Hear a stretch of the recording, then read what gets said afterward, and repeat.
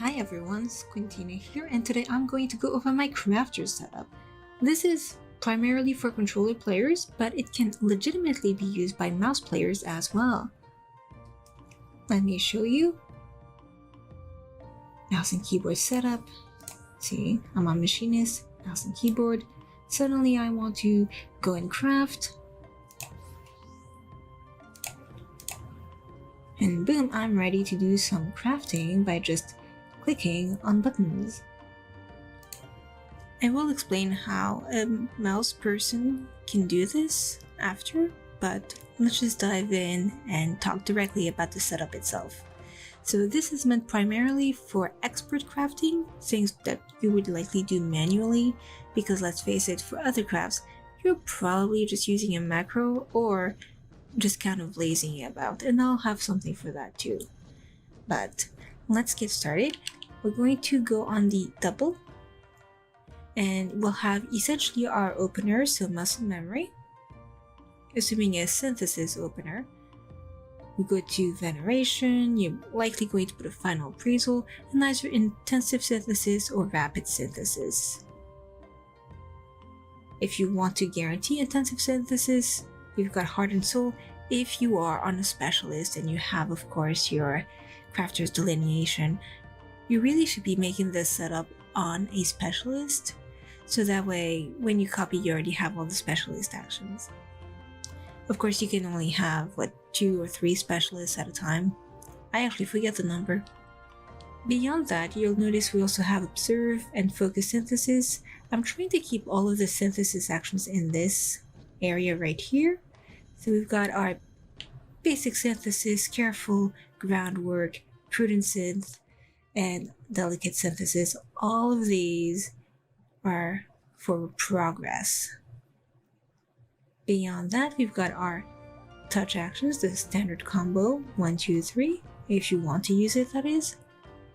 And on the other side, we've got the non-combo version, so hasty touch, which is a chance, trained finesse, which is very expensive, but hey, it doesn't cost durability, which is nice.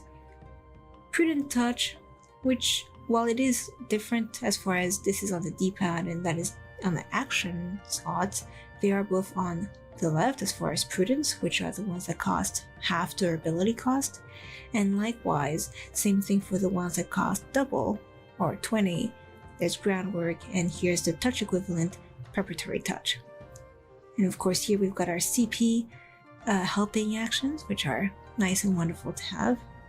And then up top here we've got of course our conditionals, so tricks of the trade, precise touch, and once again, although they don't match as far as D-pad and action, they do match as far as being left and right. So intensive synthesis, which is the one that uses good or excellent, and then we've got precise touch, which is good and excellent. They're both on the right.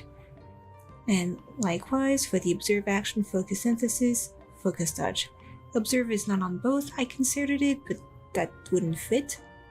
But this is effectively our ender, because most people, at least as far as I've seen, and I know myself, when they're doing experts, would focus on getting the synthesis part almost all done by using final appraisal, then focusing entirely on getting their quality up, and then just finishing the craft when they're about to run out of durability. You would do innovation, maybe a few touch actions if you can, then grit strides and finish up on the bar go.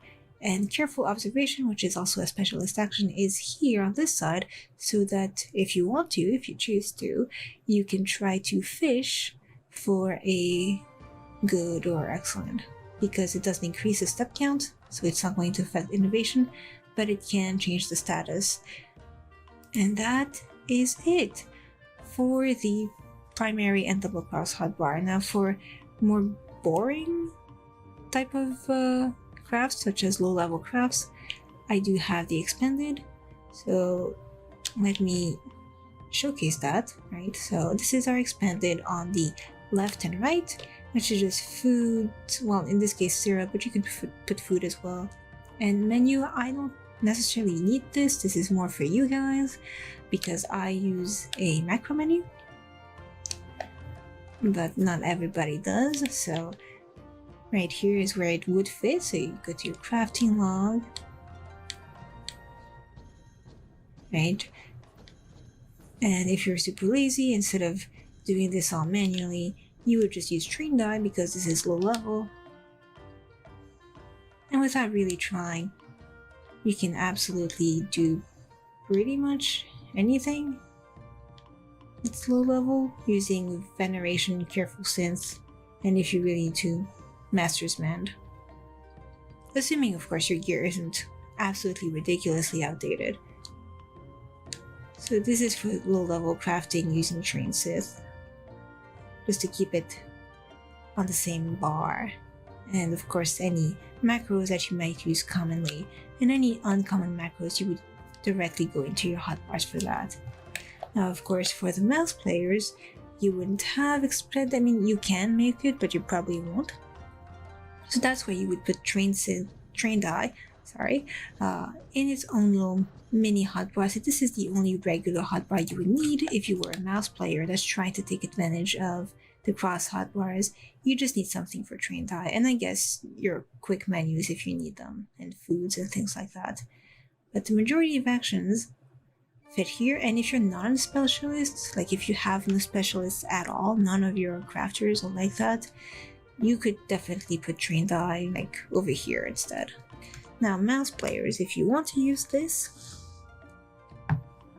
it's very simple. You've got two methods. One method is to use different settings for mouse mode and gamepad mode by turning off and on your cross hotbar. So mouse would have it off and gamepad would have it on. Easy peasy, but you don't have a macro for this. There actually is not a macro for changing this back and forth, so that gets a little annoying. So the alternate version is to enable it in both, but there's this setting right here, always display cross hotbar. That one is at the HUD layout level. So in character configuration, some settings are at the mode level, while other settings are at the HUD layout level. This is one of them. So on my HUD layout 3, which here I made a little macro called battle layout. Let me close this because you actually can't change layouts while you have character config open. On this one, is always display is set to off. And on my crafter layout, which is not actually my crafter layout, it's really my video making layout that I'm using to showcase this, always display cross hotbar is set to on. So these are just simple switching macros. Let's say, actually I'm not sure where they are. Give me a second. There we go. Battle layout is just HUD layout 3. Crafter layout is just HUD layout 4. This makes an easy way to go back and forth, and of course you can move this around. Now for placing, right, so mouse players may not be aware, but this is a great way to do it if you want to. For placing, it's really easy for the set 1, but it's a bit more difficult for the double cross hotbar. So to do that, you're going to go to you can either hook up a controller, just temporarily, which is probably the easiest way, but if you don't have one, you can go to your gamepad, yes, and you will need R1, so I put it to G, and you will need at least 2 of these. You'll need triangle for sure, more than likely, and then you pick another one of those.